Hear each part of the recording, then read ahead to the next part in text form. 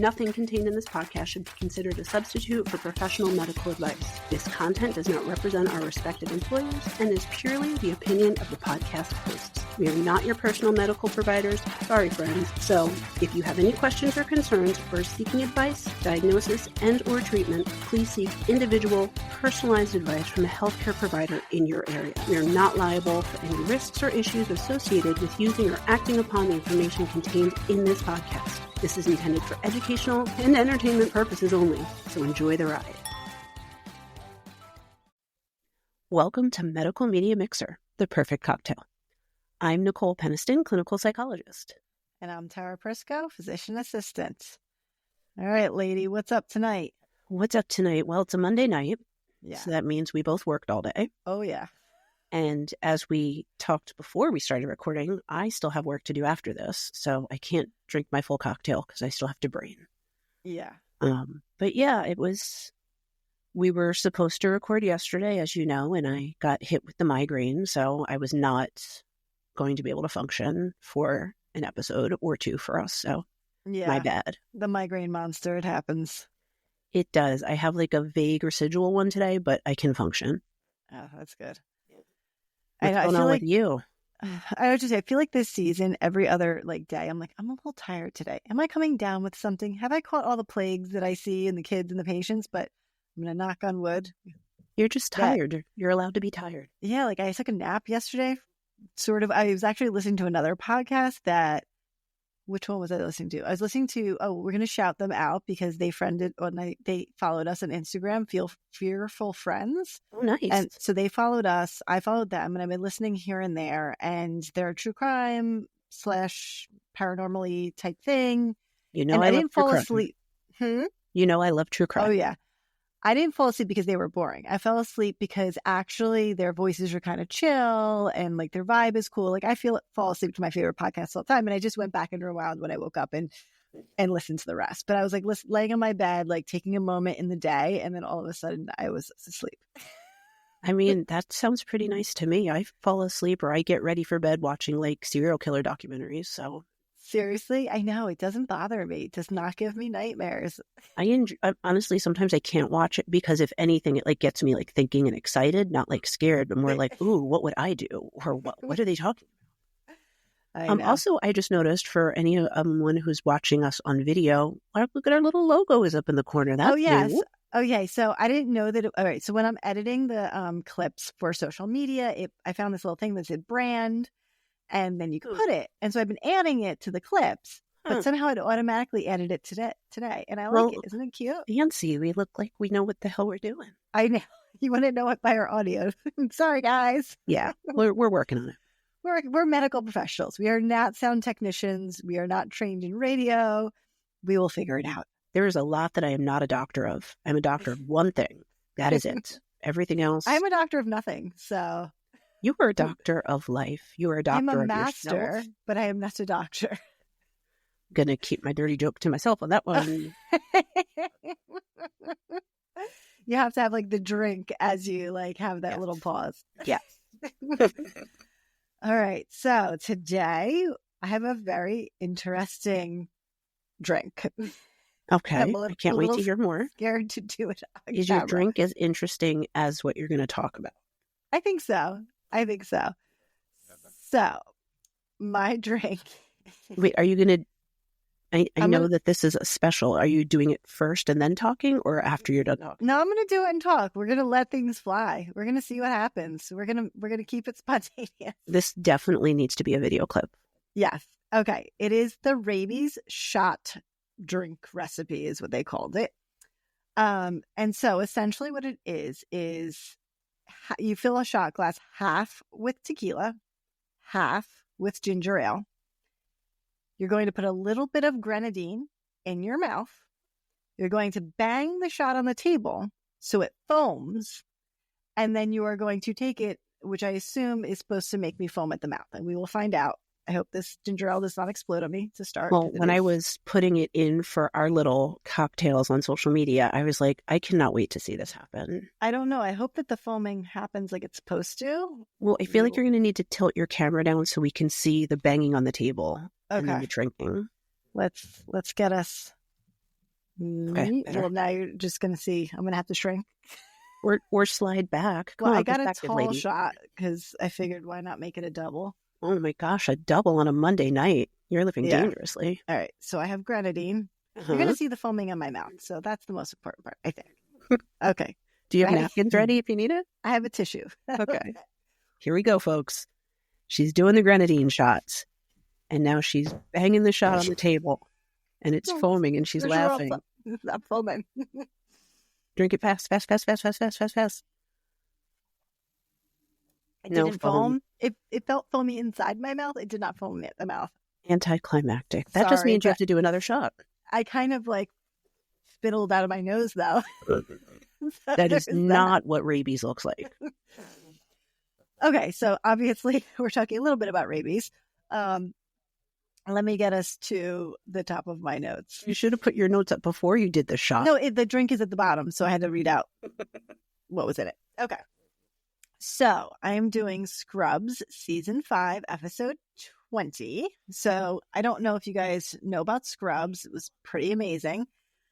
I like that it's again a 30-minute show, but it has like a little comedy, but there's always always a little life lesson, and the medicine in it isn't too far off like from reality. So I guess whoever their consultants were pretty good.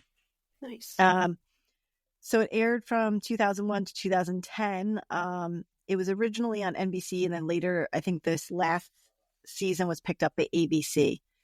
And basically follows the employees of the fictional Sacred Heart Hospital, which is a teaching hospital. And the beginning of the series, like the main characters that you're going to know the most are in their first year of residency. So they are interns. Mm-hmm. And it's kind of known for like, I don't know if you remember, like the sort of little vignettes where they're the daydreams of the main character. So it's played by Zach Braff. It's JD is his name, Dr. John Michael Dorian. So you'll have like this action going on, and all of a sudden you'll see some way out there daydream of him sort of silliness. Usually there's a couple different storylines going on that are sort of linked, but for the most part, it's through his eyes. And it's actually, they have him as a narrator too of the episodes. So it's all really from his perspective. So Zach Braff plays JD Dorian. Sarah Chalk, you remember her from Roseanne, one of the sisters? Yeah, but there were two people who played that character. Yeah, that's what I mean. Becky. One of the one of the Beckys. It was first Becky, right? I think so. I don't remember who's first Becky, second Becky. I really have to go back. But she plays Elliot Reed, and then Donald Faison plays Turk, who I love from Clueless. I was going to say, interjection, for those who've never seen Scrubs, you will see both Donald Faison and Zach Braff in all of the T-Mobile commercials currently. Oh, yes. I forgot that they came back for all that recently. Yes. But yeah, he's in Clueless, which I don't know. Classic. It is very classic. Maybe I need to cover Clueless. I don't know what I would talk about other than being a virgin who can't drive. And rolling with the homies. Rolling with the homies. A couple other characters. Neil Flynn, who's the janitor. I remember him from Seinfeld as one of Elaine's boyfriends. Mm-hmm. I don't know if you remember him from that. And then he was in the middle. He's the father. And then Ken Jenkins plays Bob Kelso. He's like the older attending. And he's been in a ton of stuff on TV. And then the last one's John McGinley, which plays Perry Cox, he's like the attending that oversees the interns, and he has like a funny relationship with JD, and he always calls JD like Bambi or by like no, I'm sorry, that's Carla that calls him Bambi. He just calls him by girls' names, which probably nowadays wouldn't fly, but at the time it was kind of funny. And then Carla is played by Julie Reyes, who we talked about from the other show that you covered, and she's the head nurse. And later in the series, she ends up dating and eventually marrying Turk, who's played by Donald Faison. All right, so today's episode. So JD, his goal starting this episode that he wants to have lunch with Dr. Cox, who's again his sort of boss. And of course, Dr. Cox rejects him. And he heads to the grocery store. And JD follows him there, and they encounter a former patient, Jill Tracy, who tells them all of her business, and she said she's been stood up for a date. And the grocery store? I guess after her grocery store, and after her being stood up, she went to the grocery store. I don't know. They don't explain that. This is a 30-minute series show. But a few days later, Jill dies. This woman, with all signs pointing to suicide via drug overdose. So JD feels really guilty that he sort of didn't give her the time of day, and he didn't see any signs that she was depressed. Apparently, she was like a frequent flyer in the hospital.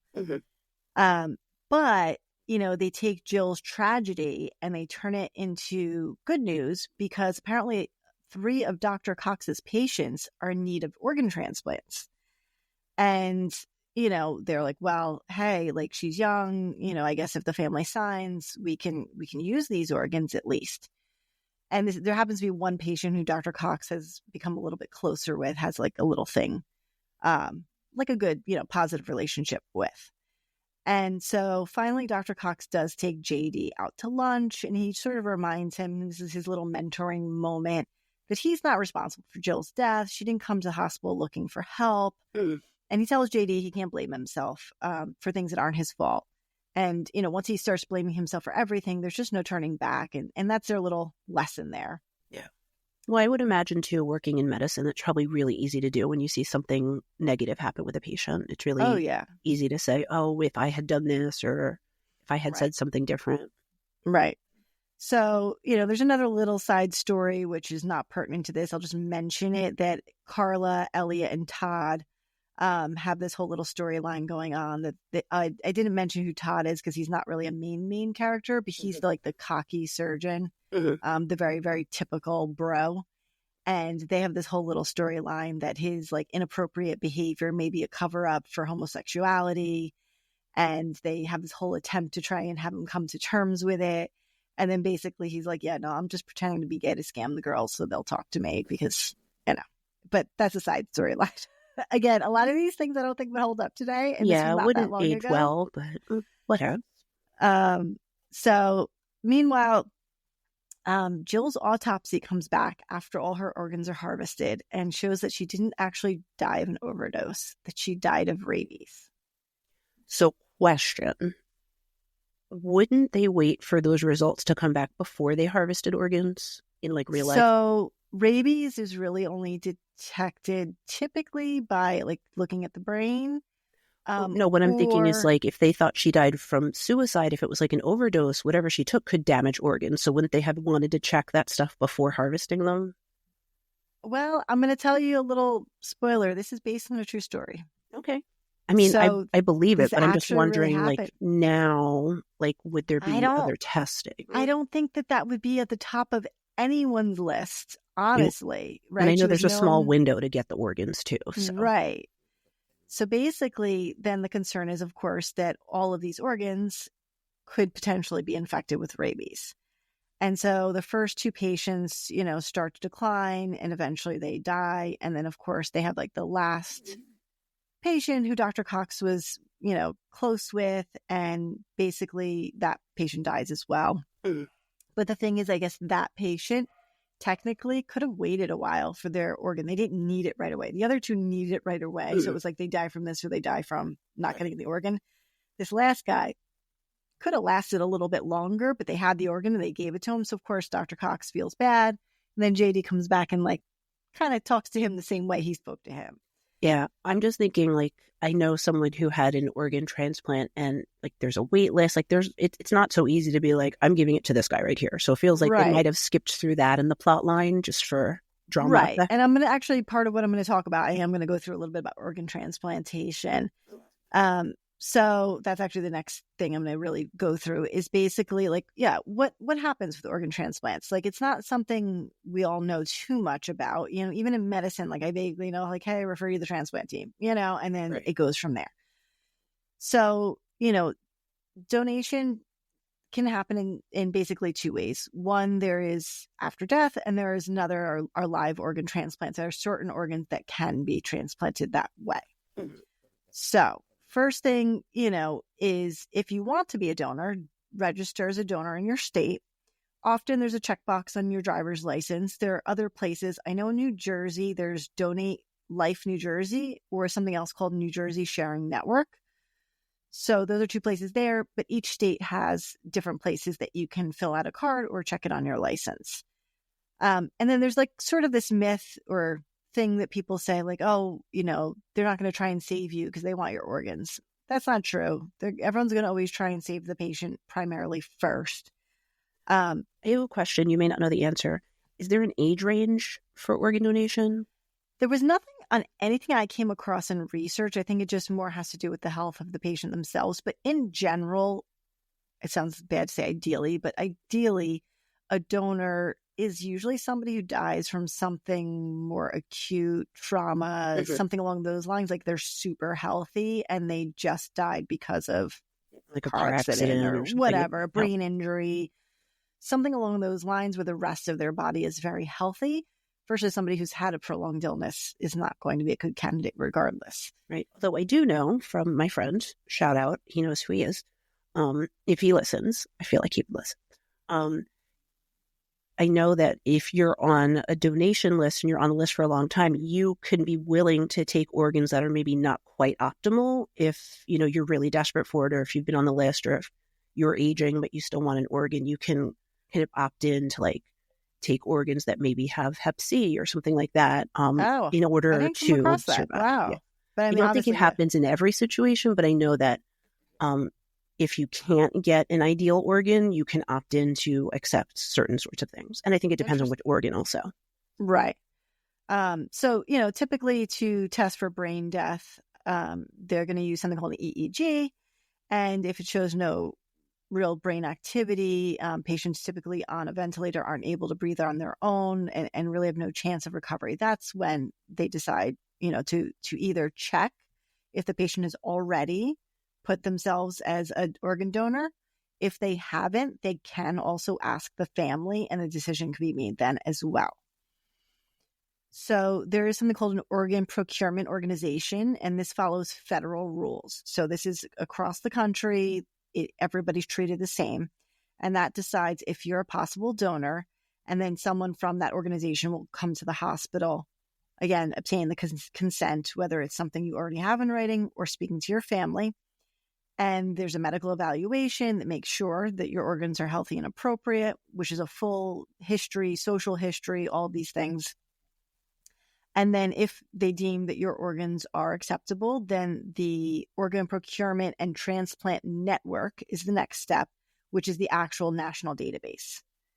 So that has everybody who is waiting for a transplant on it. And essentially, it's a computer program. They enter all the information to the system and they see who matches. And then what they do is they pull from that a list by organ of patients that could be matches, and they're going to offer the organs to the transplant team of the best matched patient, because the final decision actually comes to the doctor who is going to transplant the organ into the new patient. So they make the final decision. And typically geography does play a role because of the timing of this. You need to be close. You know, the organ needs to be close to the person who needs it because it is complicated and there is a certain period of time. And I'll go through periods of time for each of these. I do have actually a friend as well who received organ transplant very recently, and they moved their whole family to an area that was the center had that. I'm not going to give too many details because I don't want to blow up their spot, but this hospital or this state is known for these organ transplants, and this is the place to be. And they moved their whole family for quite a few years until they were eligible and got their transplant. So, and is that because it's maybe a more populous state, so there's more organ availability, or more like the team are like very well trained experts in this type of organ transplant? From what I could tell, when I was just looking up that particular state that they moved to, because I was like, why is this the state? There are a few big centers there for that organ. Okay. It's out west. I don't know if statistically maybe more people die of tragic things in like California and out west and healthy young people. I'm not sure why. I couldn't find an answer, but I just know that they were advised. Because I would imagine the more people in one setting, the more we're going to pass. So yeah, I'm not, I couldn't figure out, but they were advised, and so they did it because that was what they needed to do. So, in the meantime, you're continued on life support until it's time. And then a transplant surgical team will then take over your care, and it will remove the donor's organs and tissues. And, there's plenty of things they can remove, including bone, cornea, skin, not just kidneys and livers and lungs, as we know. Yeah, but recently they talked about somebody, this isn't the first time, but someone who had a face transplant. Yes, I would say there's been a few of those. I think that's very specific, but yes. So, the organs, like we said, stay healthy for a very short period of time after removal. So, again, the geography playing a role. And there are, just before I go into requirements for each organ, there are other things that you can donate as a live donor. So a kidney is a very, very common one. You can donate a piece of your liver, and you can donate some tissues, which I didn't realize this one. I got to go find where it was. That one of the tissues that you can donate is amnion, like from the amniotic sac, which can be used for dressings, particularly on eyes. I guess some sort of eye surgery. So there were a couple different things I hadn't heard about, but that was interesting. Here we go. You can also donate skin after something like a tummy tuck, which I've heard of cadaver grafts for. I know it sounds funny, but cadaver grafts for like burns and stuff. I'm like, right. Hey, you're that taking makes the sense. skin. I'm laughing more like I'm thinking like, wow, I've got a lot I can donate. That's what I was thinking. I wish there would be like some sort of a discount then if you're going to donate it, right? Right. Like if you donate your hair, like sometimes you go to a special shop and they don't charge you, or they charge you less because you're donating. Right. So I think tummy tucks, let's vote for that. Tummy tucks, you can. Hey, I'm in. And I didn't know this one, bone after knee and hip replacements. I've heard of them taking like in your own body bone from one area and grafting it to another area. So I guess I didn't really know you could get it from someone else. Yeah. And then we know about bone marrow, which is something you can actually donate more than once. Yeah. So that was fairly interesting. I hadn't heard of some of those. And people probably don't think about it, but blood donation, that's your donation. It's you're technically donating a tissue. donation. It is. And that is listed here. And I never thought about it that way, but it is listed as a live donation. Yeah, and donating platelets is different. I just learned that yesterday watching a documentary. I didn't realize it. Yeah, and I think plasma you get paid for. Plasma apparently. And platelets are the two like big money ones. That's how I start making money. I can't donate blood, so. No, I can't. You can also do a piece of your pancreas or one lobe of your lung. And I'd seen a part of an intestine, which is very strange because most of the time you take parts out of intestines or you give someone a colostomy or an ileostomy, but you don't really put any new back. I've never heard of that, but it was listed. I had a ton of my intestine removed when I had my gastric bypass. I don't know what the heck they did with it, but they removed too much. Threw it out. Yeah, they told me after they removed too much. And I'm like, well, there's thanks. A couple 100 feet in there. So I think we're good. So, there are some rules to organ donation. And, these are very important to balance the factors of justice. So fair consideration of the candidate's circumstances and medical needs, medical utility. So trying to increase the number of transplants performed and the length of the time patients and organs survive. So finding an ideal candidate who is healthy also to receive the organ. So I have a question about that because you see this in like TV shows or movies. Can you get an organ from like a friend or a family member without being on the list? Like, can you kind of like subvert that and just be like, I have a donor, let's just do that person? So sort of. You go on, you as a live donor, so you can go on and you can have all of your family and friends tested. And if one of them are a match, that can go directly to you. Okay. There's also something, now my brain's not going to think of the word. There's a word for it. But essentially, say your wife doesn't match or your husband doesn't match you, but they put their organ out for anyone, it moves you up on the list. Okay. If that makes sense. Yeah, kind of like an incentive system. Sort of, yeah. Basically, but yeah, they're giving it either way. It just can't go to you because they don't match you. Right. And, some of the things we take into consideration is we said geography, also the right sized organ. So different humans are different sizes, children, elderly, whatever you are, you actually need the organ to be relatively close in size to what you need. I never even thought of that. Yeah. So in general, children will get first consideration for other children's organs. Mm-hmm. And blood type, of course, and there are other markers. In each organ has its own specific sets of markers. So we won't go into all that. And then, each organ does have its own list. So kidney is like waiting time, level of the match, if they're pediatric, if they've had a living donor before, distance, and what their likelihood to survive is. Mm-hmm. Heart is more urgency and distance from the hospital. Like that's the two big things. Lungs, similarly, survival benefit. So how long are you going to be able to live once you get these lungs? How urgent, distance from the hospital, and how long you've been waiting. And liver's also just urgency and distance from the hospital. And, they can only be preserved for a short time. So kidneys are about 36 hours from removal from the donor. And I thought I had other ones listed and their timing. That's a lot heart longer and than lungs are the shortest, within 6 hours. Still way longer than I expected. Yeah, and liver, pancreas, and intestine are 12 hours. So it's interesting. So if you did need a transplant, you would go to a transplant center, get referred to them, and they're going to do all the work up and lead you through it.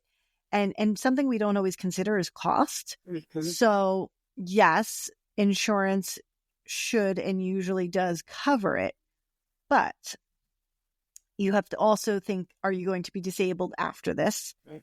Are you going to be able to continue to work? Are you eligible for Medicare or Medicaid as a backup if you become unable to carry your current insurance because you can no longer work? Right. So these are all thoughts. And so they usually have a social worker, somebody who talks you through all of that. I would imagine one of the considerations too is just your overall general health about like risk of rejection, which I know has to do with a lot of things, but like if you just need this one organ, but otherwise everything else is going well, you probably have a better outcome than if you've got a lot of problems and then you get an organ. Also lifestyle. So you cannot be a smoker. You cannot be a drinker. There's a certain amount of time that you have to be free from drugs and alcohol. Vaccinations, which actually recently I saw a couple of things that people are calling controversial, but you're going to be on immunosuppressants for the rest of your life. So you are going to be high risk for infection.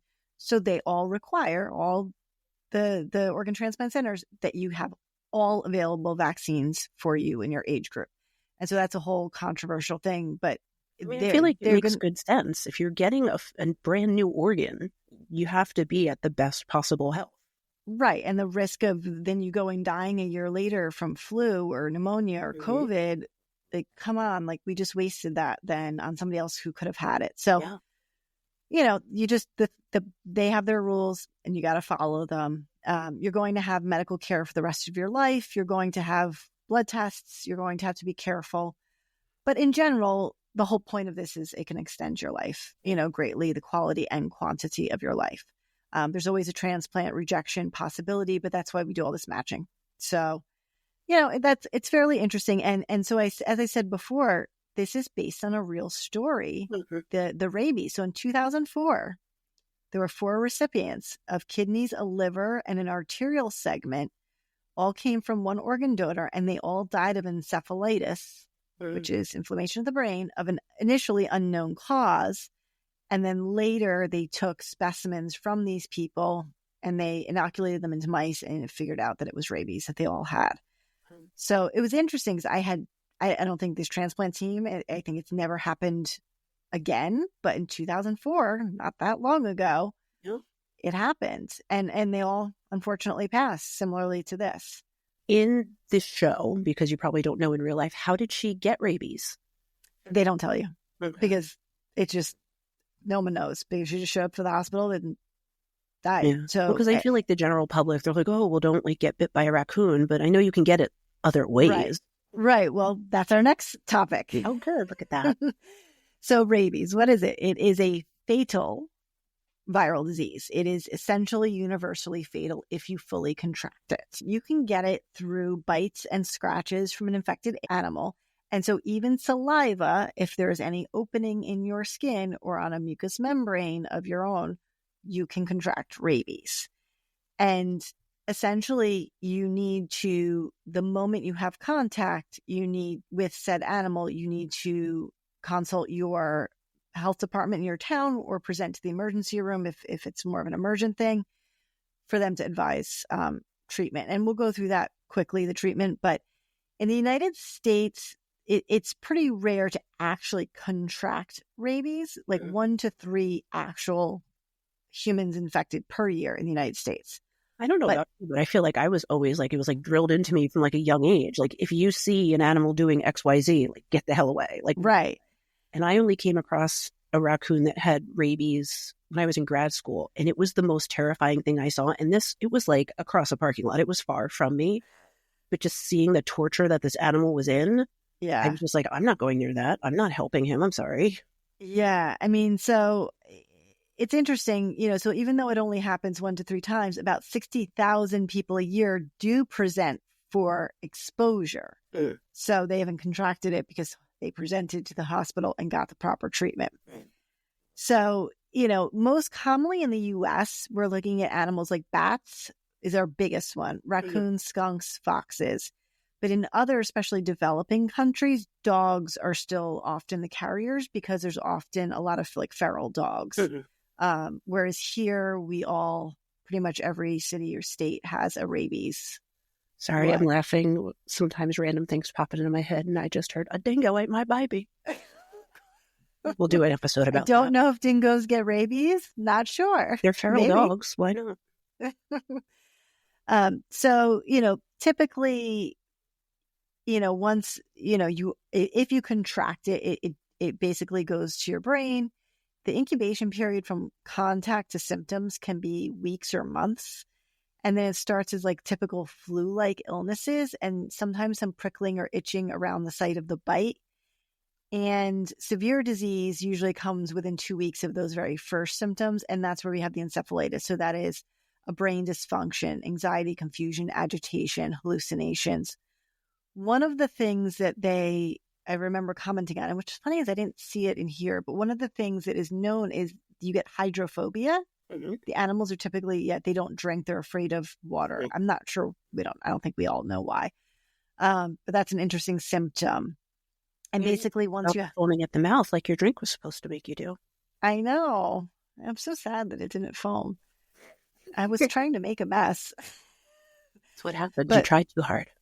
Once, rabies appears, essentially it's palliative care. There's nothing that you can do. But what we can do is if you are in contact, you have to present to, again, your health department or your emergency room.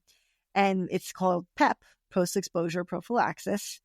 So it's going to depend on whether you were ever vaccinated for rabies or not. So you probably only would be if you were exposed previously. Or I wonder if maybe there are very particular jobs that you would have to. I'm not sure. I would assume like maybe animal control or things like that. Right. Exactly. I'm thinking I couldn't find that specifically, but I would think that exists for somebody. And typically what's going to happen is you're going to receive, if this is your first exposure, immunoglobulin first, which is to help your body recognize. So an immunoglobulin is something that helps your body to recognize and fight a pathogen. So this would be specifically human rabies immunoglobulin. And that typically, if there is a bite or wound, you're going to infiltrate that around the wound. So that's why everybody says, oh, you get the shot at the wound. That is true. You get that shot at the wound. If there's just a lick or you don't know, they just give that anywhere. But if you have a known wound, they'll give it there. I was going to ask about the 5 shots in the stomach, but that's for tetanus, right? No, it's this is you go back for multiple shots. I think this is what people are talking about. And then you will get the vaccine again on days 3 of the, not the immunoglobulin again, but the vaccine this time on days 3, 7, and 14 after the first dose. There's also, a rabies vaccine given the first day. So you get immunoglobulin and rabies vaccine the first day, and then days 3, 7, and 14, you just get the vaccine. And it's very specific that you can't give the vaccine close to the location of the immunoglobulin. That makes sense. I think it sort of counteracts cancel each other out, right? And for some reason, it is very much written many times that you cannot give the vaccine in the glute, the butt. I don't know why. It doesn't get absorbed well, apparently. I don't know why. I mean, is it intramuscular? Like, yes, it's intramuscular. I'm not sure why. Useful. Yeah, I just don't know why, but it's said in a couple different places. There's a different protocol if you've already had the vaccine once, and it's just a different timing on that. And essentially, one of our biggest things is actually getting our pets vaccinated, because often it's an encounter that your pet had with said animal that draws you into it. The other thing is, in North America specifically, if there's a bat in your house and you don't know when that bat got in your house, or if you were sleeping and the bat was in the house, that's considered an exposure, because these tiny, tiny, tiny little bats can nip you, and you might not even know it or feel it. Yeah. So yeah, if I found the bat in the corner over here, well, I didn't know when this got in. I slept in this house last night. You have to go and present. I had a patient a few months ago who saw something in their basement, picked it up, and then realized it was a dead bat. No. Go get the shots now. So that makes a good point. Can you, if you find an animal that's deceased, assuming it's deceased, well deceased, in full rigor mortis, is that still considered an exposure? I don't How long know does the it time stay active? period, but this person said it was wet, and to me that sounded not good. So that's why, and the health department agreed. So I don't know. I'm sure the health department would have very specific rules. I think at this point you're going to err on the side of caution regardless, because the option otherwise is fatal. Your option is give them a few shots or they could die. So I'm going to go for the shots. Yeah, I just Not wasn't sure these if they kind had of shots. a time frame. Shots. Sorry. Shots, everybody. So yeah, that's organ donation, rabies, and shots that don't make me foam at the mouth. Beautiful. Oh, that was lovely. So I'm going to take a left turn, sort of. Left turn, yeah, a little bit of a left turn. We're going to talk about the brain. That's about the only relation. Okay. So my drink is called the Mind Eraser, which is really, and I will say, I got it from liquor.com. There were a lot of very negative comments on this. Because apparently the Mind Eraser was a big drink in the 70s through the 90s, and they apparently prepared it differently than this recipe calls for.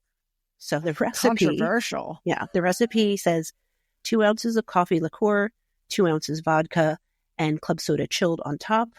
Here's what controversy is. This is what the recipe said. Add coffee liqueur to an ice-filled rocks glass. Slowly layer the vodka on top of the coffee, top with club soda, and serve with a straw. So you're supposed to drink the layers. Well, people in the comments lost their dang minds. They were like, you don't drink it with a straw. You just drink the whole dang thing. What are you people talking about? You're ridiculous. Somebody else says we slammed those drinks, so you didn't do layer by layer. So drink this however you like. I clearly don't have a straw. I'm just drinking it, but I also made it almost an hour ago, so there's no more layers. And is this supposed to be so strong that it knocks you out, or is it because of the caffeine and the alcohol will make you up and down? I don't know why it's called a Mind Eraser. So I will tell you what it says on here. It says if you drink too many too quickly, then you're going to have difficulty. But if you just have one. Wait, do you remember the one time that I couldn't remember what happened? Well, I was also going to say it's also called a Black Russian, but this has bubbles in it. So I don't know. Did you have Black Russians? No, the one time I mixed caffeine and alcohol. Remember, we were in Atlantic City. Was this the pancakes? Yes, I fell asleep. We both fell asleep. And then we woke up, we're like, oh, we're supposed to meet our friends. Oh no, let's get ready.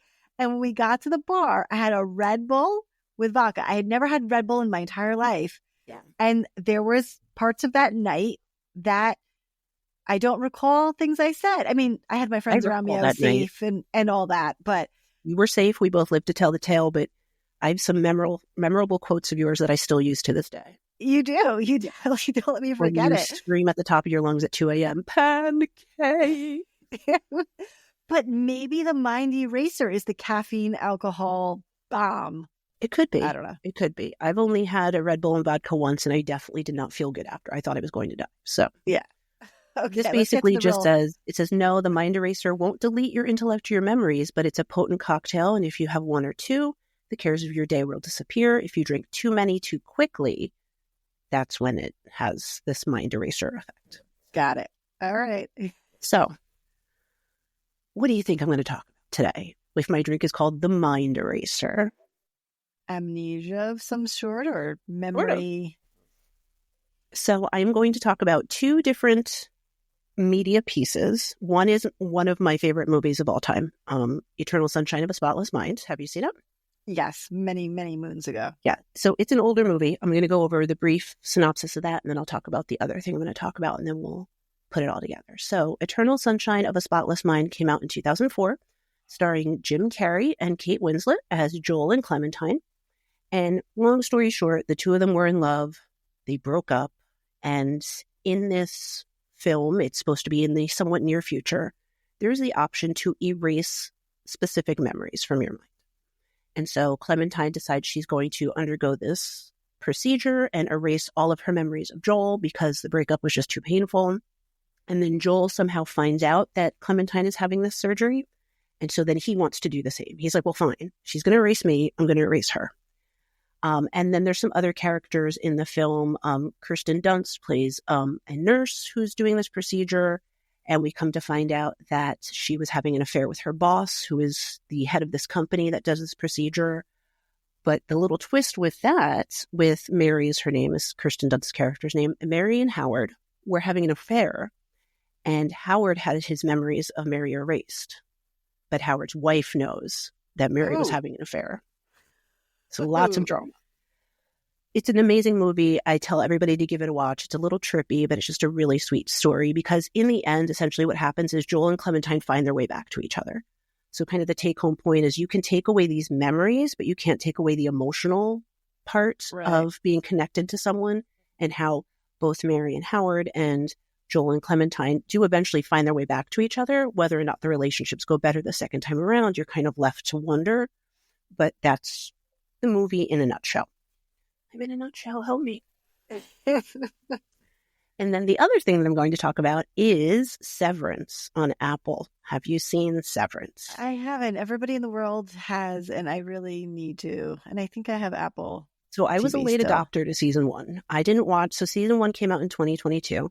Season 2 just came out, I'd say about a month ago. So season 2 is very recent. But I probably didn't watch season 1 until like 2024 and got addicted. So I'm not going to go into details because, like I said, season 2 just came out. So I don't want to do any spoilers because there's a lot of drama. But essentially the plot of it is the main character, Mark. He elects to become a severed employee. So a severed employee for this company called Lumen means that these employees willingly undergo a brain procedure that implants something into their brains that essentially separates their work life from their outside of work life. So your innie, inside work, versus your outie. Okay. And then the reason that Mark decides to undergo the surgery is that his wife dies suddenly, and he's so consumed with grief that he just wants to have time out of his day to forget about Gemma, his wife, to forget about the grief. And so he's like, yeah, I'm going to become a severed employee. So the reason for being severed is kind of, again, I'm not going to do any spoilers or anything, but essentially we're not quite sure why this stuff at work needs to be so top secret that you literally should not be remembering it outside of work. But there's a lot of conspiracies, a lot of drama. And so I'm just going to leave it at that. But there are several characters who are severed employees who essentially try to reintegrate or to get their outies and their innies together again so they know. So they have their whole life, essentially. So they're not two separate beings, essentially. So those two things have in common of this idea of being able to separate our emotions and our memories. Easier said than done. So there's a whole bunch of show notes because there's a lot of talk about this, especially with Severance because it's been so popular. But let me just go over a couple little things. So in general, memory is not just a simple concept. There are several parts of our brain that are included in memory, both from short-term memory to consolidation of memory to long-term memory, emotional memory versus biographical memory. It's a whole big thing. I'm not going to go into all the differences, but if people are interested, shoot us an email. I'll go over them in the future, but it's definitely more than just, a quick episode recap. There's a lot of stuff about memory.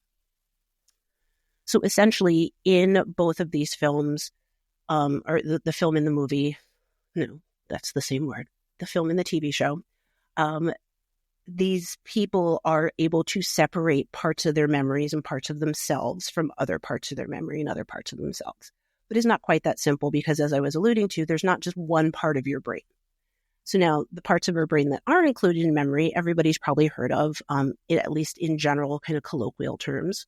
So let me find my little thing because I don't want to misspeak. It's been a while since I did Neuroscience. And one of the show notes, I will tell you which one, has a really beautiful little diagram that kind of shows you where in the brain these things are, which is important because I think when people think of memory, especially losing your memory or amnesia from an accident, it's not quite that simple because a lot of the places in our brains that store memory are deep inside your brain. So if those get damaged, you've had a lot of other damage as well. Right. So our hippocampus is one part, which you may have heard before. It's a part of our brain that holds onto memory, and then our amygdala, which is holding onto the emotional memory. And they're right next to each other. They are two discrete, separate parts of your brain, but they are closely related. Also, part of the brain is the cerebellum. So that's at the base of your brain, and that is holding more things like your automatic function. So remembering how to breathe and things like that. Right. Where amygdala, hippocampus, that's a little bit higher level memory consolidation. So motor memories, those implicit things that we do automatically, are more the basal ganglia, which is in your brain kind of underneath the hippocampus and the amygdala, and then the cerebellum, like I said, at the base. And then our working memory, short-term memory, that's our prefrontal cortex. So that's the front part of your brain. So when we talk about the front part of your brain, we're talking about executive functioning, short-term memory, attention, all that good stuff is happening right up here. And then it finally gets transferred to long-term memory.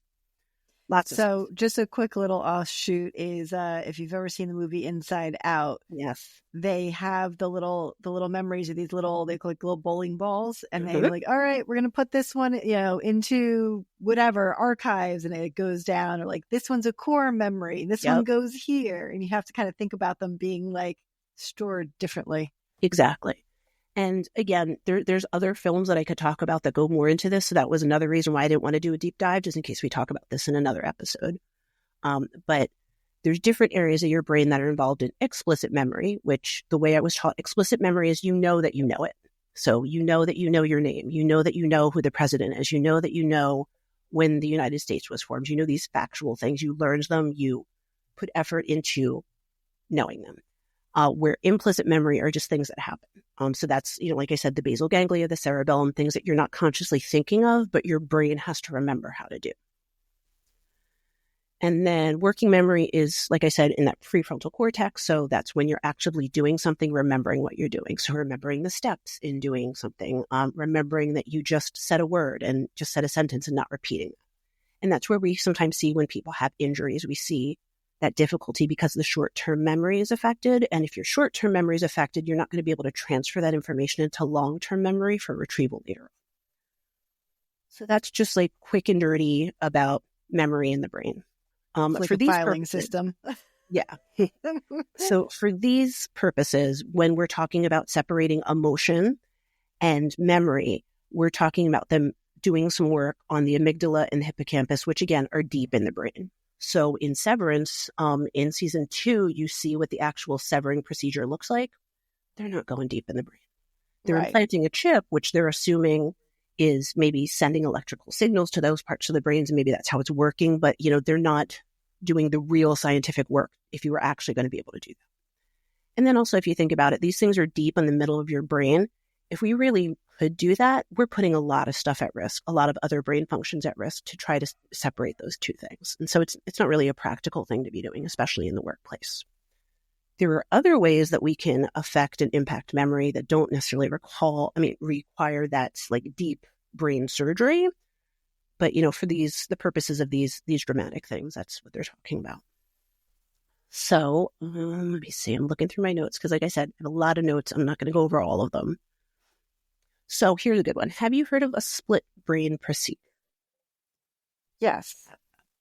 Tell me. You look confused. That's why I said that. If you said it confidently, I wouldn't have asked.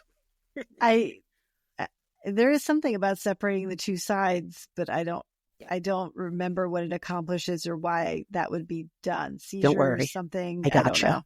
know. So our brain has two hemispheres.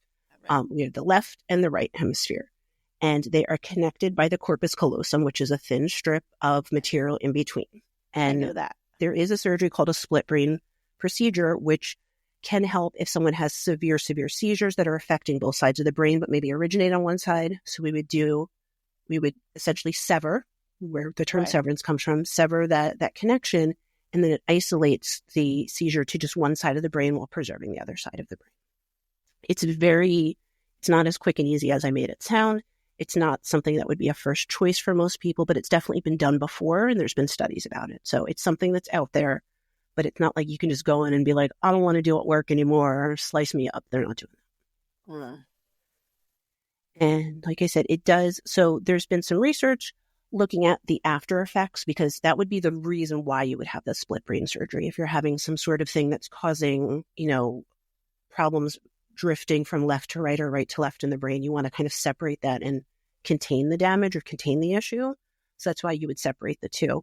But what they found is when they've divided the two hemispheres of the brain, you're still conscious, you're still able to do all of those things, but now your perception is skewed. So now your visual field may be different because, as you know, or maybe you guys don't know who are listening, there are certain parts in the brain which they don't connect straight front to back. They cross. So if they're crossing and then we're severing that connection, it could impact that crossing depending on where it's happening in the brain. But our visual fields, that's something that crosses. And so if you are severing that connection, it could affect how you see things, where you see things, how you can use your motor skills to point out things, to grab things. And again, just doing like the general overview of this stuff. This is real deep dive. This is literally like a full year of grad school that I'm trying to condense in like 10 minutes. In general is just crazy. Like just simple things like thinking about how like I can sing the lyrics to a song that I haven't heard in 30 years, but I might not be able to remember something I did yesterday. Because those are two different types of memory. Right. And our memory can be triggered by music or by repetition and things like that. How about smells? Exactly, by sense. So there's lots of stuff going in there. Like I said, I'm giving you guys a quick and dirty tutorial on what memory is, but these are full years of school that I'm condensing for you so we can talk about Severance and Eternal Sunshine. Exactly. So this is repeating what we just did, so I'm not going to go into it. So an interesting part, this is just an example of the difference in perception after a split brain procedure, is if you're looking after someone's had this surgery and they're looking at something visually, they may only now see the left side and not see the right side. Vice versa, they may only see the left side, but then when they're supposed to ask to touch it with their left hand, they may not be able to do that because those motor functions are controlled by different parts of the brain. Like I said, the visual fields split, but the motor do not. So it's where there could be that. Well, that's not true. The motor, they don't split in the same way. So the left side of your brain controls the right side of your body, but your left eye is controlled by the right. You know what I mean? I'm confusing myself now. Stop talking. You're confusing. Okay. Stay on memory. We're good. And then also perception as far as like foreground versus, that sort of perception, visual perception distance, that can also be affected as well. So because our perceptual processing is split between the different sides of the brain, when you do have the split brain procedure, you're going to have other complications that maybe you're willing to take because it's reducing the seizure activity or things like that. But like, for example, if someone is seeing a whole stream of information for something that goes through the whole body versus watching a movie and maybe the sound is off. So like we've all done that where we've turned something on and like the lips aren't like synced up with the audio. Yeah. That can be very disorienting to some people. And so imagine that that's just how you go about life because you had this procedure. It can be really, it can really affect your day to day, even though it may be saving you in the long run from these other difficult things. That's the word I was looking for before. Ipsilateral. I couldn't remember. I'm sorry. Ipsilateral, contralateral. So I just didn't say it. Just like, this side and this side. Oh, and reciprocal. That's the word I was trying to think of before when I was thinking of the translate. See, you somehow made my memory work. You're welcome. My pleasure. So there's some good articles about talking about specifically Severance, but also Eternal Sunshine, about what is real and what's fake. And I kind of just went over it, that, it's not as direct as they make it in these science fiction movies and shows, but there are parts of it that are real. And so one thing that came up with a lot of the split brain patients is alien hand syndrome. Yeah. So do you want to tell our listeners about that? I remember seeing some sort of a documentary on it. I don't remember the details, but I know there's things, where alien hand syndrome is because you've now split those hemispheres. You do not feel the ownership over moving your hand. It feels like someone else is moving your hand. So you've lost some of that, again, perceptual quality of your own motor movements. And it can be really upsetting for people. And then the way that they talk about it is that there's two separate consciousnesses of your own in the same body, because they're no longer synced up when there's that connection in your brain. So that's kind of like what they're talking about in Severance, is that you can have these two different perceptions of life in one body, in one brain, but due to this essentially choice to separate yourself. Right. I really want to talk about a spoiler in the show, but I'm not gonna. Well, don't do you it. You need to watch it so we could talk about it off podcast. Yeah, I know. I have so many things to watch. And but then the podcast is making me do other things, so I have less downtime. I know. Well, you can use this as research. Yes. And then in Eternal Sunshine, I kind of told you the idea. It's very similar to Severance in that it's not quite so easy to separate the emotions from the memories, and suppressing painful memories can lead to, having to give up other things. And so essentially what the theme of Eternal Sunshine, which is actually based off of a poem about the same thing, about how some woman wanted to lose her grief and her loss by getting rid of the memories associated with it. Kind of like drowning your sorrows in alcohol. People drink to forget. We don't actually forget. We forget short term, but then it comes back. Right. Which I didn't realize that movie was quite as poetic as I thought it was. Like, it seems like it when you're watching it, but I didn't realize it was like actually referencing a poem. So in the show notes, there's a link to kind of that poem and the explanation of how it connects to the movie. But overall, what the take-home point for both of those is that learning and memory influence each other heavily. And we can't necessarily unlearn a memory, or if we lose a memory, don't necessarily unlearn something that's associated with it, because it is far more complicated than that. So like, for example, if you have a really bad accident, you have to relearn how to walk. But it's not that you forgot how to walk. Right. Your body forgot how to function, how to walk. And so we use these terms very kind of just thrown out there for the layperson sense, but memory is far more complicated than that. The other thing too, which you may have learned, which is another part of learning and memory, again, not going to go the deep dive because it's literal years of intelligence and learning and so much stuff that it's making my brain hurt. But there's a thing called state trait theory. So that helps in your learning and your memory in what essentially you should be doing in the classroom. When you're studying something at home or when you're learning in a classroom, you want to be in the optimal state. So not anxious, not overheated, not hungry. So in that way, that's helping you learn. So then later on, you can replicate that same state, being calm, being focused, not being hungry, and recall that information better because you're in the same emotional state. When I used to sneak in bags of gummy candy into the library to study, I should have taken those bags of gummy candy with me to the test. Exactly. I mean, that's it in a very, very boiled down point. But essentially, the state that you're in when you're learning something can impact how you recall that stuff. So that's funny because somebody also told me in order to learn these organic chemistry things, I should walk back and forth and say them out loud, but you can't really do that for a test. So movement, I was going to say movement can help consolidate memory. Repetition can help consolidate memory. So that's less about the state and the emotional and more about the repetition in helping it transfer from short-term memory to long-term memory. Like I said, there's a lot of stuff that goes into it. I could not cover it all or else we'd be here for 17 hours and none of y'all want that. So I'm remembering random things from school. A fugue, that's some sort of a memory loss, correct? Fugue state, it is a psychosomatic memory loss. So essentially something traumatic or difficult happens and you basically lose that part of your life, that part of your being, and you start over somewhere else without really knowing where you've come from. Oh. It's very Okay. rare. It's not as common as the TV shows make it, but it does happen. Okay. It's a Okay. thing.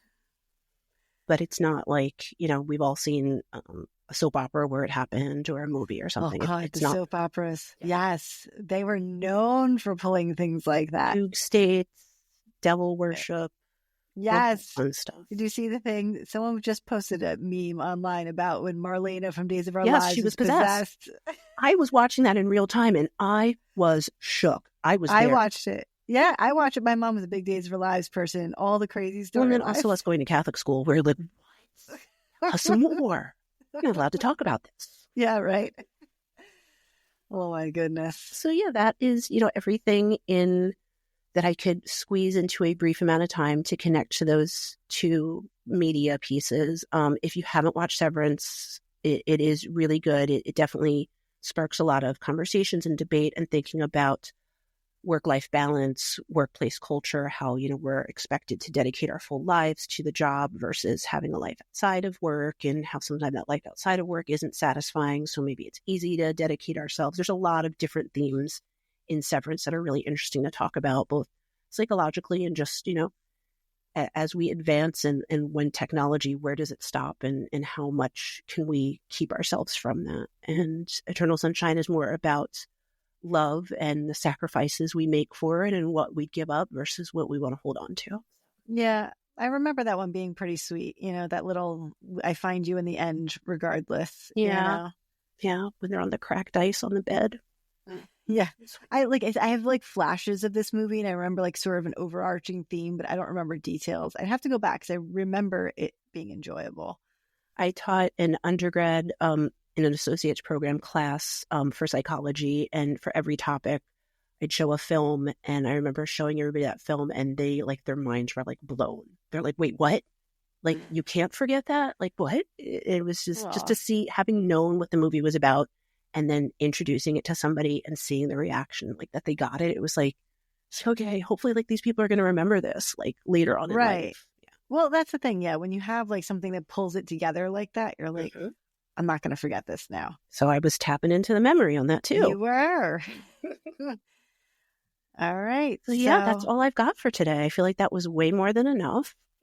I think so. We're trying to keep it enjoyable for everybody, deep dive enough, to give you more than what the average person knows, but also not go so deep that we become professors. Right. Yeah, I'm not doing that. But we would love your feedback, guys. So shoot us an email at medicalmediamixer@gmail.com. We've also got some socials. Yes. Instagram, Pinterest, YouTube, TikTok, and Facebook. So follow us, like us, comment on posts. Bear review. with us. Review and rate on your podcast platform, but also bear with us as we grow, because I think that our content is really amazing. I think, little technicalities here and there, but I feel like we're doing good things and we have a lot more in store. Yeah, and we're having a fun time doing it, so we want you guys to enjoy it as well and have fun with us. I know, it's like my social hour, once or twice a week, which is nice. Yeah, well, and we'll get to hopefully have social hour in person in a month or so. Hopefully it syncs up and we can... Yes, we have some plans for podcast-related fun field trips. Yes, it'll be exciting. All right, so thank you for listening to Medical Media Mixer. The perfect cocktail. Cheers. Cheers.